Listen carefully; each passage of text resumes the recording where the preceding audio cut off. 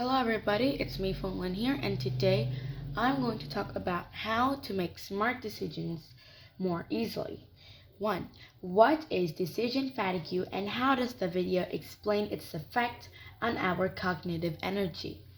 Well, decision fatigue is like a mental exhaustion that we feel after making decisions. The video explains that each decision takes up our energy. So if we have used up all of our energy, then the more decisions we make, the more energy we used, the harder it becomes to think clearly. 2. What example does the video use to illustrate decision fatigue in a high stakes context, and why is it significant? Well, the video uses the example of judges in about the 1990s, and in the early days, approval rates are high, but near the end of the day, they drop because, at the start, the judges have a lot of energy, so they could think thoroughly.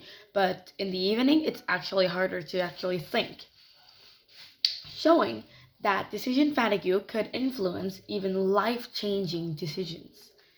3. According to the video, what kinds of decisions deplete cognitive energy the most? Well, complex and unfamiliar decision would actually drain our energy the most because repeated and small decisions can also take a little bit energy but not much. Let's say that you have to think about what you want to eat in the morning. Well, that is something that you have to think about every day, so it doesn't take up as much energy as life-changing decisions. 4. How does the concept of a daily threshold for decision making contribute to decision fatigue?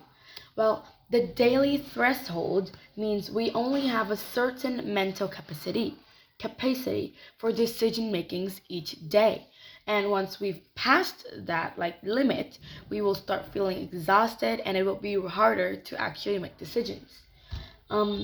Why is decision fatigue particularly dangerous in professions like medicine? Well, in medicine, not clear decisions could actually affect the health or the life and death of a person. So doctors and nurses have to make high stake choices, and that would also take a lot of energy. So the risk of making mistakes, it's just really high, but they'll have to try. What strategies does the video suggest for minimizing the impact of decision fatigue in daily life? Well, the video suggests reducing the number of daily decisions, like simplifying your routines and making a to-do list, and just planning ahead of everything. And that could create habits and schedules so that it could save your energy when it is highest. How might delegating decisions or giving advice instead of making a decision yourself help preserve cognitive energy? Well, getting advices could help save your mental energy because it's not deciding your own situation. It's using another person's thoughts and advices, and that could help you use less of your cognitive energy. Yes. Why does the video emphasize that not every decision is equally important, and how can recognizing that help us? The video reminds us to focus our energy on meaningful and important decisions instead of just wasting time for casual ones. Recognizing this allows us to actually save our energy for the decisions that we really have to make. Can you think of a situation in your own life where decision fatigue affected you? How could you apply one of these strategies from the video to that situation? Well, after a long day at school and studying really hard, I have to actually decide what to eat in the evening, and actually sometimes I'm really tired of that.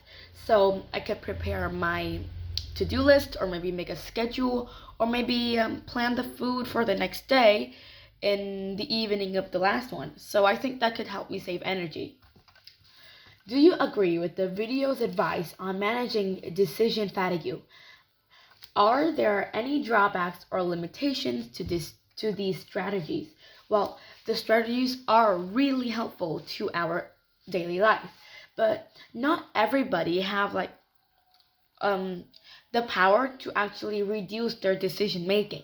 For example, teachers, they have to make the decision for so many unexpected choices.